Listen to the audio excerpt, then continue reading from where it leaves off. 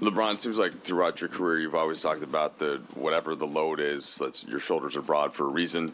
And just wondered, since AD's been down and you've just had to do more, and night after night, how that balance has struck you. Even last game, you said after the game you said you were tired. How have you been handling that this season with everything that goes into it?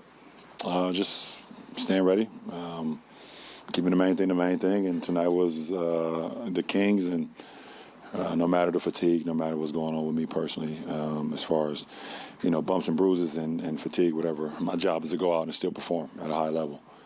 And, try to put ourselves in a position to win a ball game. And I feel like, we did that tonight again. We just came up a little bit short. Well, the clear path foul didn't exist for many years of your career. I'm just curious, as someone who cares about the overall competition of the sport, you feel not necessarily about the call on Max, just general, if that's an appropriate penalty for that situation. Yeah, it's a good rule. It's a good rule. Just to encourage more entertaining plays on the break, or? Just giving up on a play. You got guys that's already ahead of you. You just take a foul, and Max was doing what he thought was the right thing. He hasn't. I don't think he's been in that position at all. In his rookie season, he's seen a center breaking away, got the ball out of their best player's hands, so he's going to take a foul. But he also didn't see Harrison Barnes to the right that was ahead of him, so that's all part of the play. But every experience is. Best experience in life is the best teacher in life is experience, and he was able to experience that tonight to know going forward. But the rule is the rule. LeBron, 3 games this week, 10 points is the difference between 4-0 and 1-3. I think you said we're playing good basketball, we're just not winning games. Is there one or two things that tip that scale? Is it just getting a little healthier? Is it anything in particular that you're seeing? Well, we're definitely a ball club that we have zero room for error. And tonight I thought we played a pretty good game. We only had 7 turnovers. That's 9 turnovers in 2 games. That is amazing. We didn't get to the free throw line as much as we could have, but I thought we played pretty good basketball. We did give up, I think it was almost 20 second chance points. Yeah, actually 20 on the dot. Most of those came in the first quarter or the first half. But we don't have much room for error. We are limited with bodies. We play pretty much, almost everybody tonight. Just giving everybody a look, and until some of our big guys, our key guys, get back, and that's been a problem for us this year with AD and AR and Lonnie, guys who are huge in our rotation. We have to continue to play how we played the last couple of games, trying to play mistake-free basketball. But you've seen a few of the looks tonight. Yeah, a few of the De'Aaron Fox shots, they hit the rim, hit the rim a couple of times, they went in.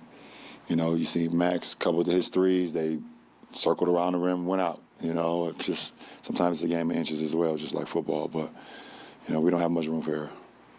LeBron, you've mentioned just the different lineups, especially in closing groups, being a huge factor. I'm wondering, when you look at some of the possessions down the stretch where you guys were struggling to beat the shot clock, and I think there was one fourth quarter shot clock violation, are the lineups a factor in guys not being able to figure it out? No, that's just awareness. And what can be done to help guys get through the offense faster in some of those key moments? Just being aware. You got 24 seconds on the shot clock. You have to have an external and internal clock throughout offensive possession. LeBron, you keyed in on the second chance points, but the Kings have been an offensive juggernaut, at least lately. You held them to 116 points. You have a high-powered offensive team in Memphis coming in on Friday. Is there anything defensively you're looking at that you liked from this game that you can take into that one? The common denominator is a very explosive point guard. If you don't set your defense early, he will attack early. And that's what De'Aaron Fox is probably the fastest guard that we have in our league, and Ja Morant probably the most athletic guard that we have in our league.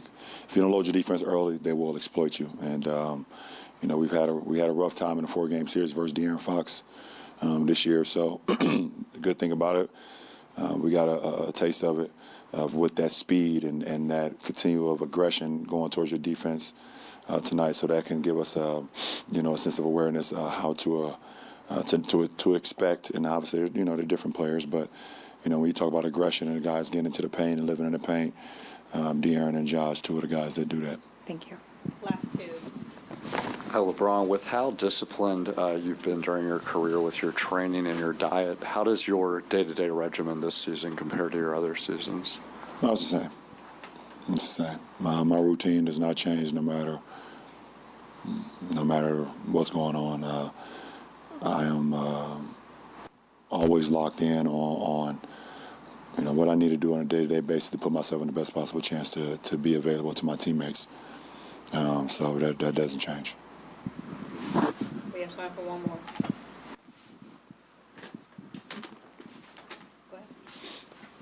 LeBron, when the game was 107 to 108 right before your free throws in the last quarter, and the entire arena is screaming MVP and cheering you on, what does that energy give you, and how does that make you feel? I'm just very appreciative that I've been and not only here, but quite a few buildings in my career where I've heard MVP chants. I think it's very humbling and also be able to put in the work and people appreciate what you bring to the table, the way you approach the game. It's a pretty cool feeling, and I've always just always tried to be as great as I can be on every single night, but it is a cool feeling, and a lot of guys. One thing about being a part of the Lakers, though, you will, no matter who you are, you will at some point hear MVP chant. If you make a couple shots in a row, they will give you an MVP chant. Yeah. I will leave it at that. I was gonna keep going, but I quit.